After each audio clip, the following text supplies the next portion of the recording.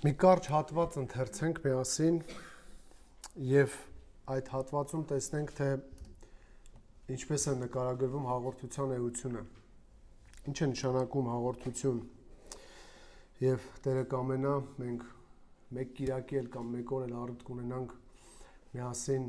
ուխտերի վարդապետությունը ուսումնասիրելու։ Դա ամենահիմնական վարդապետություններից մեկն է, որ յուրաքանչյուր հավատացյալ շատ լավ պետք է իմանա։ Դրանից է կախված հետագա ընթացքի ընկալումը, որտեղ հաճախ մենք ասում ենք, չէ, նոր ուխտ, հին ուխտ, բայց դրանց կապերը, դրանց մեկը մյուսին լրացնելը, ինչ է նշանակում նոր ուխտը, դրանք մանրամասն կուսումնասիրենք, երբ Տերը առիթ տա։ Իսկ այսօր Մատթեոսի ավետարանից 26-րդ գլուխ 26-ից 30-րդ հատվածը կարդանք շատ կարճ եւ մի քանի վերլուծություններ անենք այս հատվածից։ Մատթեոսի ավետարան 26-րդ գլուխ 26-ից 30-րդ համարը։ Եվ ինչ նրանք ուտում էին, Հիսուսը հացը վերցրեց եւ օրհնեց, կտրեց եւ տալով աշակերտներին ասաց. Վերցրեք կերեք, այս է իմ մարմինը։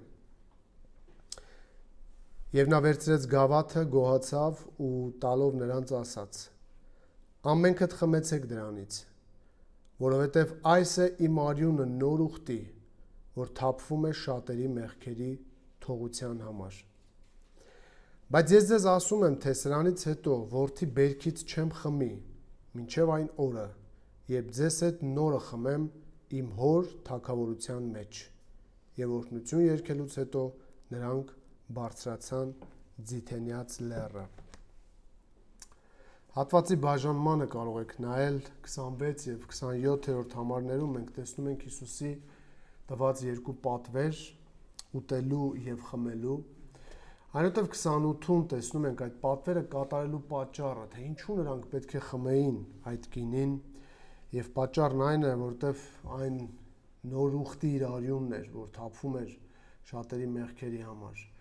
Եվ 29-ում, 30-ում, ավելի կոնկրետ 29-ում տեսնում ենք պատվերի կատարման ժամկետը։ Արդյոք սա հավիտենական պատվեր է, թե ժամանակավոր։ Եվ այս հատվածը կարող ենք ձևակերպել հետևյալ ճշմարտությամբ. հացը եւ գինին ընդունելը հավատով մասնակցություն է Քրիստոսի հավիտենական կյանքին։ Հացը եւ գինին, երբ մենք ընդունում ենք, դա հավատով մասնակցություն է Քրիստոսի հավիտենական կյանքին։ Դա կարծես կամուրջ է ստեղծում Քրիստոսի կատարածի մեր օրերի եւ եկող հավիտենության միջև։ Եվ այդ հացը եւ գինին, որը որ օրհնում ենք, Պողոսը կասեր, միթե դա հաղորդություն չէ Քրիստոսի հետ։ Հացը եւ գինին դրանք ծիսական գործունեության համար սահմանված կարգ դարձան Հիսուսի մոտ։ Եվ Հիսուսը օգտագործեց հացը եւ գինին ցույց տալով իր մարմնի դերը եւ իր արյան դերը։ Եվ այս նույն ճշմարտությունը ես մի փոքր այլ ձևակերպմամբ եմ գրել, որը ձեզ ավելի ընկալելի կլինի։ Հացը եւ գինին ընդունելը ոչ թե ծիսակարգ է, այլ հավատով մասնակցություն նոր ուխտին։ Հավատով մասնակցություն նոր ուխտին։ Մենք սա հավատով ենք անում, մինչև Քրիստոս կգա։ Ուրիշները կնայեն կասեն, դե սովորական հաց է, սովորական գինի, ոչ, Պողոսը կասեր, դուք չեք տարբերում, որ սա սովորական չէ։ Եթե դուք չտարբերեք եւ վերաբերվեք ուտուշ խմուշի ներողություն արտահայտության համար հաց եւ գինի, դուք ձեր դատապարտությունն եք ուտելու եւ խմեք, որովհետեւ չեք զանազանում Տիրոջ մարմինը։ Դրա համար այնինչ որ մենք անում ենք հավատով եւ անում ենք, որովհետեւ Հիսուսն է կարգել այդպես։ Եվ այս հատվածը մեզ ցույց է տալիս հաղորդության նշանակությունը ցույց տվող 3 բացատրություն, որոնք են դրանք։ Առաջին, ինչ է հաղորդությունը։ Այն Հիսուսի պատվերն է նախ։ Տեսնում ենք 26 եւ 27-րդ համարներում։ Մինչ նրանք ուտում էին, Հիսուսը վերցրեց հացը, օրհնեց, կտրեց, տվեց աշակերտներին եւ ասաց. «Առեք, կերեք, այս է իմ մարմինը»։ Ապա վերցրեց բաժակը, գոհություն հայտնեց, տվեց նրանց եւ ասաց. բոլորդ խմեք դրանից։ Մենք տեսնում ենք այստեղ երկու պատվեր, 26-րդ համարում ուտելու պատվեր եւ 27-րդ համարում խմելու պատվեր։ Այն պատվերը Հիսուսի կողմից եւ Հիսուսը այս անելուց առաջ գրված է, որ օրհնեց։ Եվ այս օրհնելու հանգամանքը կարևոր է, որովհետև նույնը Պողոս առաքյալը երբ մեջբերում է, դրանով մատնանշում է, որ այն ինչ որ այստեղ դրված է եւ օրհնության աղոթքից հետո մենք մոտենում ենք հավատով, դա այլևս իր խորհրդանշական իմաստով նույնը չէ։ Ոչ թե ֆիզիկական, այլ խորհրդանշական իմաստով։ Պողոսը գրում է այսպես. առաջին Կորինթացիս 10:16-ում օրհնության բաժակը, որ օրհնում ենք, հաղորդություն չէ Քրիստոսի արյանը։ Այն հացը, որ կտրում ենք, հաղորդություն չէ Քրիստոսի մարմնին։ Այսինքն, ինչպես եք մոտենում այս հացին եւ գինուն։ Առաջին հաղորդության մասին մտորելիս մենք պետք է հիշենք, որ այն Հիսուսն է կարգել։ Եվ սա հին ուխտից նոր ուխտի անցման ծիսական առաջին այդ անցումն էր, կարգն էր, որ Հիսուսը ցույց տվեց, թե ինչպեսին պետք է լինի։ Եվ նա արեց դա շատ սահուն կերպով։ Հին կտակարանում ինչպես էր հին ուխտը տոնակատարվում, զատիկը, կենդանի մորթելով, եւ Մովսեսն էլ բառացի ասում էր, որ սա Ելից գրքում է գրված ուխտի արյունն է։ Եվ նոր կտակարանում մենք պետք է տեսնենք դրա իրականացումը եւ այդ ուխտի արյունը լինում է Հիսուսի միջոցով եւ Հիսուսը շատ սահուն անցում է կատարում, ցույց տալով, որ այլևս հին կերպով պետք է չտոնակատարեք։ Ինչ պետք է անեք։ Պետք է այս հացին նայելիս հիշեք, որ դա իմ մարմինն է։ Ինչու՞, որովհետեւ դարերով եղել է սպասում Մեսիայի, ով կգար եւ կիրականացներ, եւ ահա եկել է։ Դա իմ մարմինն է եւ դա պատվեր է։ Եվ երբ նայեք գինուն, պետք է հիշեք, որ դա իմ արյունն է։ Այսպիսով Հիսուսի օրհնությունից հետո Հիսուսը հանձնում է ուտելու եւ խմելու։ Սա կարևոր է, որ հիշենք, որ պատվեր է, որովհետեւ ինչը որ պատվեր չէ, հավատացյալները ժամանակի ընթացքում շնորհի անվան տակ կարծես ավելի քիչ լրջություն են տալիս։ Այն պատվեր է։ Ավելին ասեմ, եւ հայերենում, եւ հունարենում երկու տեղն էլ գրված էր հրամայական եղանակով երկու բառերն էլ՝ առեք եւ կերեք, արեք սա իմ հիշատակի համար։ Սա առաջարկ չէ։ Բայց նաեւ ժամանակ էլ չի դրվում, որքան որ անեք։ Գուցե ամեն օր անեին, գուցե շաբաթը մեկ անեին, գուցե ամիսը մեկ անեին։ Հաղորդությունը պատվեր է Հիսուսի կողմից սահմանված, որը պետք է կատարել բառացիորեն ուտելով եւ խմելով։ Սրա մասին խորհուրդ լինելու մասին, բառացի լինելու մասին մյուս կետում ավելի երկար ենք խոսելու։ Երկրորդ ինչ է հաղորդությունը, որ ավելի երկար կխոսենք, հաղորդությունը այն խորհրդանշում է փրկagorցությունը։ Հաղորդությունը խորհրդանշում է փրկagorցությունը։ 28-րդ համարի առաջին մասում տեսնում ենք, թե ինչպես է խորհրդանշվում փրկagorցությունը։ Առաջին Հիսուսի արյունը ասում է, որ նոր ուխտի կնիքն է, եւ երկրորդ Հիսուսի արյունը քավում է մեղքերը։ Նայեք 28-րդ համարին։ Հիսուսը պատճառաբանում է ասելով, որովհետեւ դա է նոր ուխտի իմ արյունը, որ թափվում է շատերի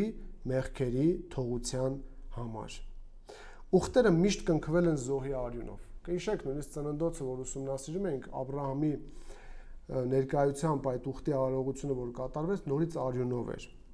Եվ ծննդոց 8:20-ում կա 15-րդ գլուխ 9-10 համարներ այդ բոլորը չընթերցեմ։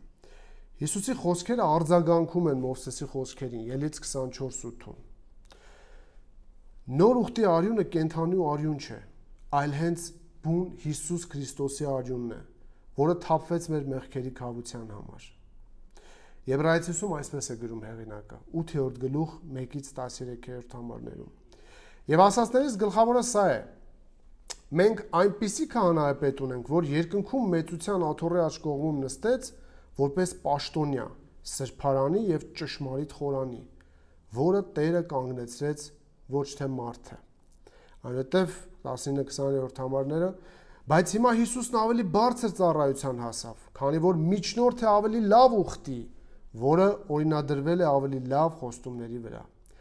Որովհետև եթե առաջինն անթերի լիներ, խոսքը հնի մասին է, ապա երկրորդի համար տեղ չէր փնտրվի։ Եվ նրանց հանդիմանելով ասում է. ահա օրեր կգան, ասում է Տերը, երբ ես Իսրայելի տան եւ Հուդայի տան հետ նոր ուխտ կկատարեմ, ոչ թե այն ուխտի պես, որ կնքեցի նրանց հայրերի հետ, այն օրը, երբ նրանց ձեռքից բռնեցի եգիպտացիների երկրից հանելու համար, քանի որ նրանք իմ ուխտի մեջ չմնացին։ Ես էլ նրանց նկատմամբ անհոգ եղա, ասում է Տերը, որովհետև սա է այն ուխտը, ուշադրություն, որ այս օրերից հետո պիտի կնքեմ Իսրայելի տան հետ, ասում է Տերը, ես իմ օրենքները նրանց մտքի մեջ կդնեմ, նրանց սրտերի վրա կգրեմ դրանք, ու նրանց կլինեմ Աստված։ Նրանք էլ ինձ ժողովուրդ կլինեն, եւ նրանցից յուրաքանչյուրն իր համակարգացուն չպիտի ուսուցանի, ոչ էլ յուրաքանչյուրն իր եղբորը կասի, Տիրոջը ճանաչիր, ինչու՞, որովհետև բոլորն էլ կճանաչեն ինձ, որովհետև գործողությունը կատարվելու է ներսից դուրս, ոչ թե դրսից ներս, սրտերն է փոխվելու։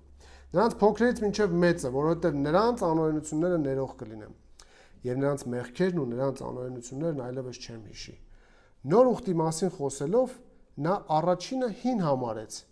իսկ այն ինչ հնանում է ու ծերանում մոտ է անհետանալուն։ Ինչպես գրում է Մեթյու Հենրին, Քրիստոսին հավատքով ընդունելը նրա մահը արդյունավետ է դարձնում մեր հոգիների համար։ Այս հացը խորհրդանշում է, ներկայացնում է Հիսուսի մարմինը։ Նա այստեղ օգտագործում է խորհրդավոր լեզու, նման այն բանին, ինչպես այն օգտագործում էր Ելիցում 12-րդ գլխում։ Այս է Տիրոջ զատիկը։ Այս խոսքերը մարմնավոր եւ շատ սխալ կերպով հասկանալով Հռոմեա կաթոլիկ եկեղեցին դրանց վրա կառուցում է անհեթեթ ուսմունք։ Ասելով, որ հացը եւ գինին, որ մենք ընդունում ենք, այն գոյափոխության է ենթարկվում մեր մարմնի մեջ։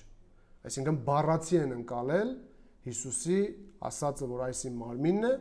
եւ այս իմ արյունն է։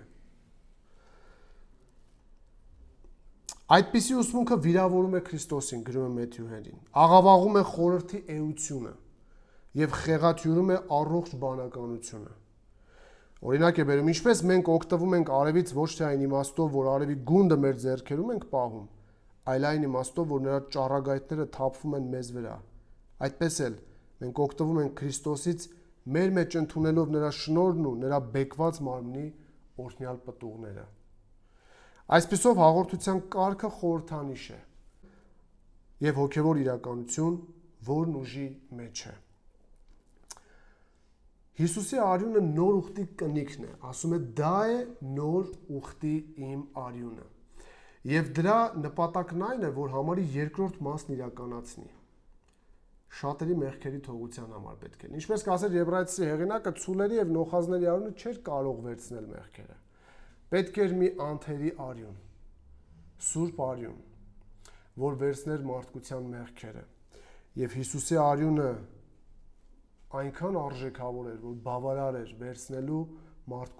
ողջ մարդկության մեղքերը։ Մի կարևոր հարց, որ ուզում եմ ձեր ուշադրությունը հրավիրեք դրան։ Երբ է նոր ուխտը ուժի մեջ մտնում։ Հիսուսը այստեղ հայտարարում է դա նոր ուխտի իմ արյունն է։ Եվ այս հարցի վերաբերյալ 6 բացատրություն, 6 կետ, որ մեր Ալեքսեյ եղբայրն է տալիս, կուզեմ ձեր ուշադրությանը հրավիրեմ, որ դուք տեսնեք, թե նոր ուխտի ուժի մեջ մտնելը որքանով է արդիական այսօր եւ ինչու մենք պետք է մոտենալիս հացին եւ գինուն այդ սրտով եւ այդ հավատով մոտենանք, որովհետեւ դա հավատով մասնակցություն է Քրիստոսի կյանքին, այդ նոր ուխտի իրականությանը։ Այս հարցի շուրջ նույնպես տարբեր կարծիքներ կան։ Ոմանք կարծում են, որ քանի որ ուխտը կնքվել է Իսրայելի հետ, իսկ Իսրայելը Քրիստոսին կդառնա միայն մեծ նեղությունից հետո, ապա նոր ուխտը ուժի մեջ կմտնի միայն հազարամյա թագավորության սկզբում։ Ոմանք այսպես են մտածում։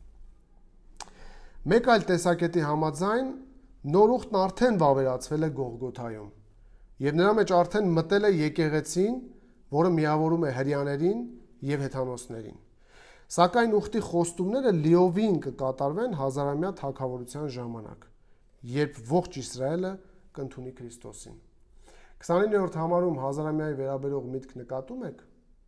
29-ում ինչ է ասում Հիսուսը։ Իր պահպանողության մասին, որ գինի այլևս չի խմելու։ Երրորդ կետում կխոսենք, բայց հիմա ընթերցեմ մի կետին ուշադիր եղեք։ Բայց ես ձեզ ասում եմ, թե սրանից հետո որդի բերքից չեմ խմի մինչև այն օրը։ Խոսքը այս օրվա մասին է, մինչև այս օրը։ Այն բանի օգտին, որ նոր ուխտը արդեն ուժի մեջ է, կարելի է բերել հետևյալ փաստարկները։ Եվ տեսեք, թե ինչ փաստարկներ կան, որ դուք էլ որքան ձեր ֆիզիկական կյանքի ընթացքում վերցնեք հացը եւ գինին, վերցնեք այդ հավատով, ոչ թե կասկածով։ Ուխտի սկզբնակետը հայտարարվում է կտակարարի մահը, նախ առաջին։ Քանզի որտեղ կտակ կա, այնտեղ անհրաժեշտ է, որ հետևի կտակարարի մահը, որովհետև կտակը վավեր է մահացածների համար։ Այն ուժ չունի, երբ կտակարարը կենդանի է, Եբրայեցիս 9:16-17։ Քանի որ Քրիստոսն արդեն մահ է կրել, նրա ուխտը պետք է համարվի վավեր։ Երկրորդ, Հիսուս Քրիստոսի խոսքերը, որոնք արտասանվել են վերջին ընթրիքի ժամանակ, զարմանալիորեն հիշեցնում են բանաձևը, որը ուղեկցում էր Մովսեսի ուխտի կնքմանը։ Մովսեսը ժողովրդին ցողեց զոհաբերված կենդանների արյունով եւ ասաց. «Սա է ուխտի արյունը, որը պատվիրեց ձեզ Աստված»։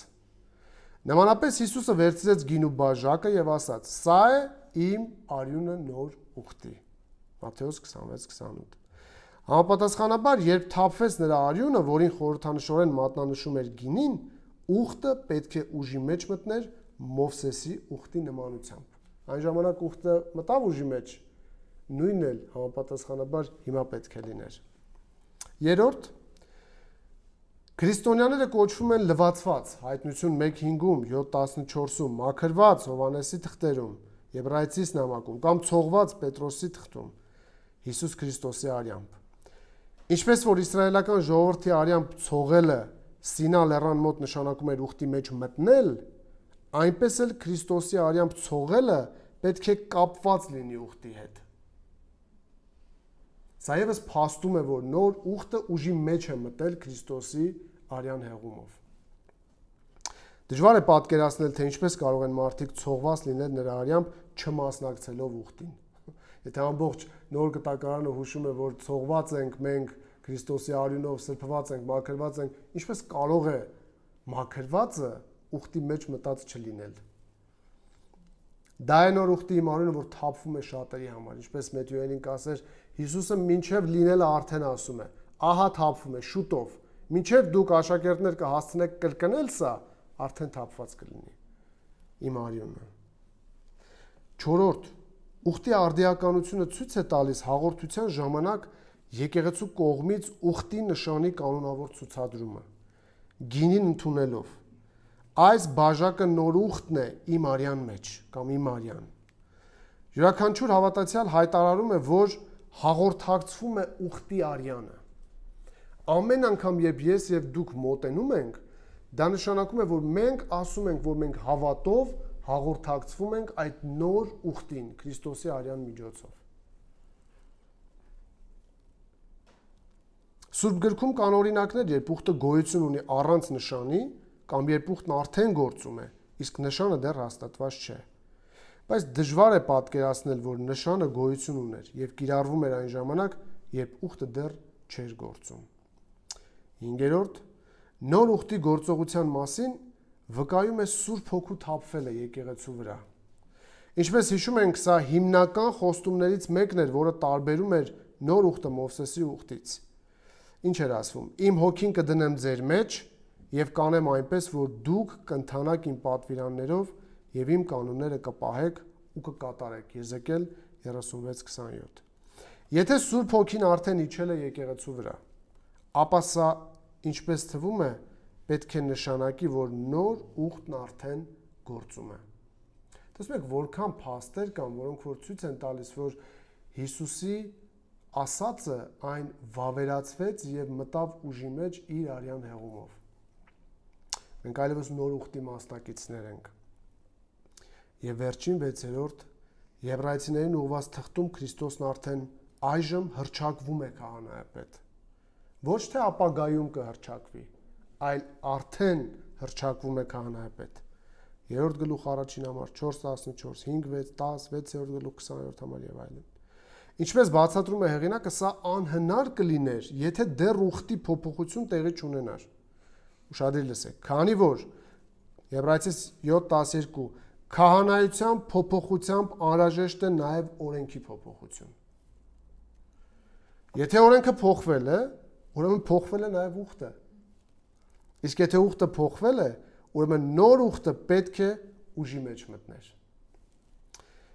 Այս պատճառներով մեզ լիարժեք տրամաբանական է թվում համարել, որ նոր ուխտը հաստատվել է Աստծո կողմից եւ իրավական ուժի մեջ է մտել Քրիստոսի մահվան պահին։ Նրա խոստումները սկսեցին կատարվել եկեղեցում, որը բաղկացած էր ոչ միայն հավատացյալ հրյաներից, այլև հեթանոսներից, որոնք Քրիստոսի միջոցով միացան Աստծո ժողովրդի որդատունկին։ Սակայն ինչպես Աբրահամի ուխտը, որը խոստանում էր երկիր, կնքվեց Աբրահամի հետնորդների կողմից երկրի փաստացի տիրապետումից 760 տարի առաջ, ինչպես Մովսեսի ուխտը, որը խոստանում էր երկիր, կնքվեց երկիր մտնելուց 40 տարի առաջ, այնպես էլ նոր ուխտը, նույնիսկ ուժի մեջ մտնելով,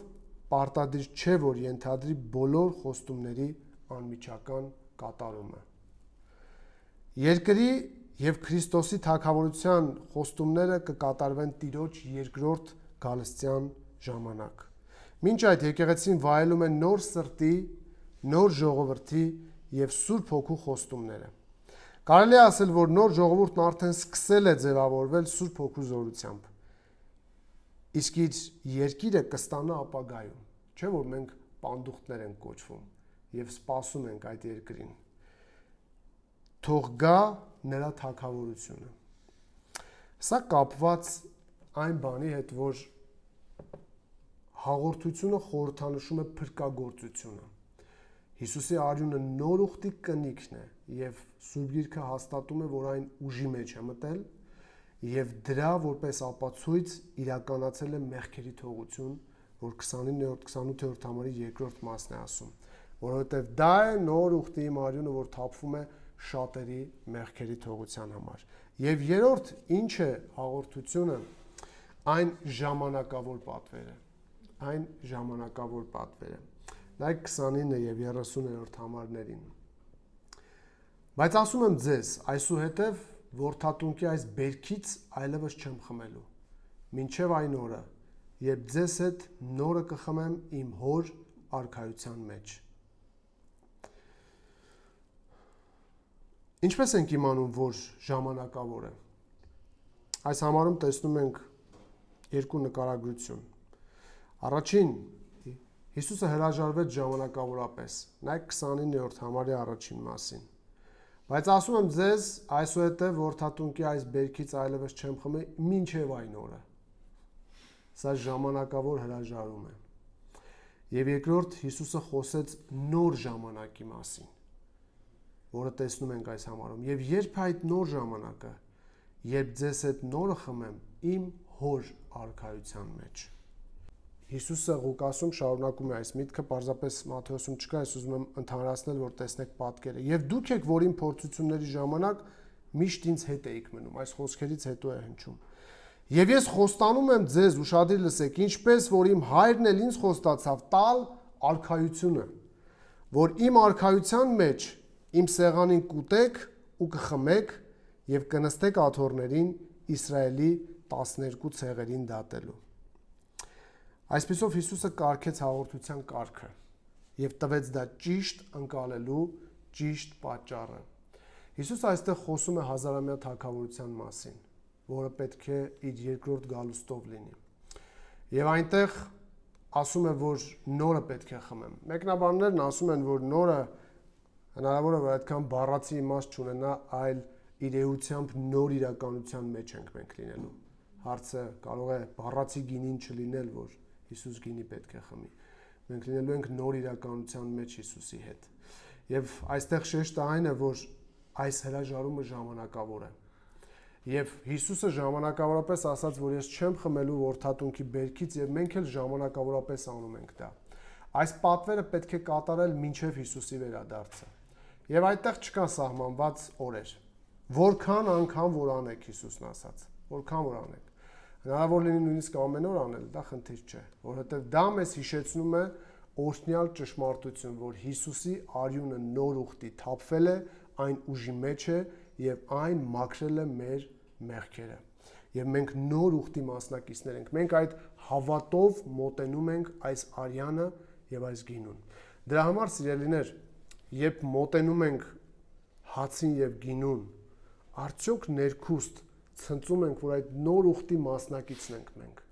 Արդյոք մենք գիտակցում ենք, որ Հիսուսի թափած արյունը